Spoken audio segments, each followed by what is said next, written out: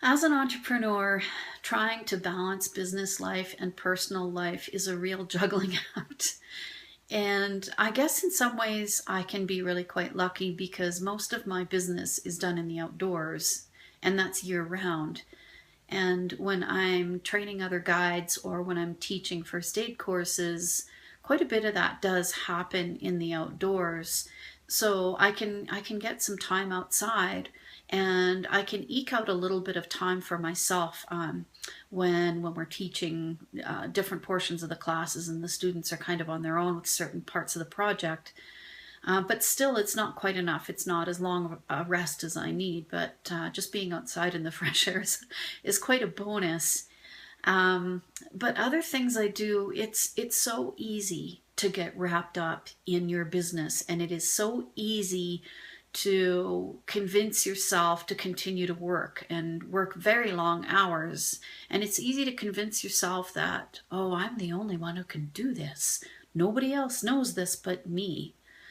And that to me was also a real learning process. I had to learn how to find that balance. And I still struggle with it today. There are still times when big projects will come in, and there are certain aspects that only I can do. But now I will delegate a whole lot more because I'm tired, or I realize that I don't have to do it all by myself. And it is a struggle, though, to find that personal time because I still have it in my head that I need to continue to work. I will really drive myself very hard. So I have to give myself reminders. I have to almost set timers and, convince myself that, hey, you know what, the dog needs to get out and go for a walk, or I need to spend more time with my family. I need to go out and visit my sisters. So there's occasions where I will literally force myself out of my office, whether it's indoors or outdoors, to go and have a little bit of free time that I enjoy. One of the other things that I like to do is I love to sit and do my beadwork.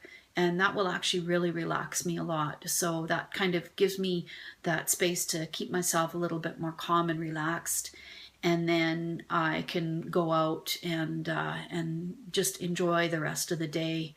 And I've been really focusing on taking weekends off, and I've been learning to say no to a lot of people with projects that come in.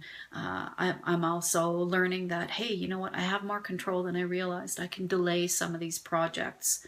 I tend not to bend to people's timelines.